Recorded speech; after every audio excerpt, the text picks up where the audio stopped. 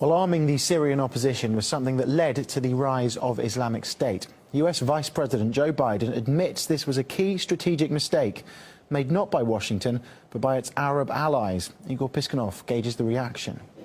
Our allies in the region were our largest problem in Syria. The Turks were great friends, the Saudis, the Emiratis, etc.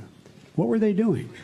They were so determined to take down Assad, they poured hundreds of millions of dollars and thousands of tons of weapons into anyone who would fight against Assad, except that the people who were being supplied were al-Nusra and al-Qaeda and the extremist elements of jihadis coming from other parts of the world.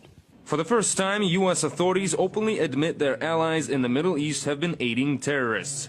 But it wasn't that long ago that American officials seemed so confident, both in the Syrian opposition. I just don't agree that a majority are al-Qaeda and the bad guys. That's not true. Our intelligence agencies, I think, have a very good handle on who to support and who not to support. And also stood shoulder to shoulder with their allies aiding them in Syria. We are working hand in glove with the Turks, with the Jordanians, with the Saudis, and with all the people in the region, attempting to identify the people who deserve the help.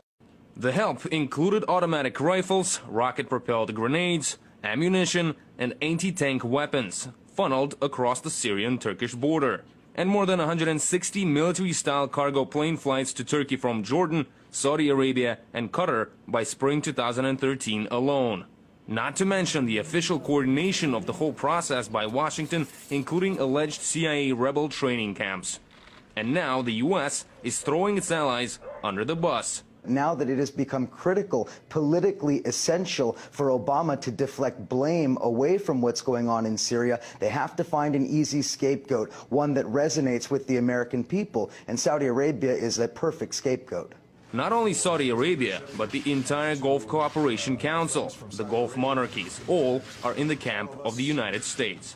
It is quite unlikely that Washington's allies in the Middle East will take Joe Biden's latest claims with applause. And these are the same allies which are supposed to help the U.S. fight ISIS in Iraq and Syria. It seems this time the administration really has put itself in quite a brain twister, since when it comes to ISIS, well, that genie has already proven to be quite unwilling to be put back in its bottle.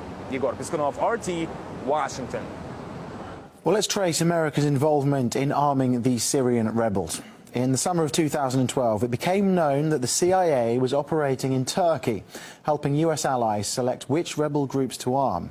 A year on, the agency helped Arab nations expand weapon shipments. In September last year, Barack Obama confirmed that the first US-trained rebels had been deployed in Syria. Also that month, reports emerged that Washington was secretly funneling weapons to the opposition itself. Some Middle East analysts say that the US has backed itself into a diplomatic corner. The reality is that there is no way to hold the Middle East together without stabilizing Assad and without the U.S.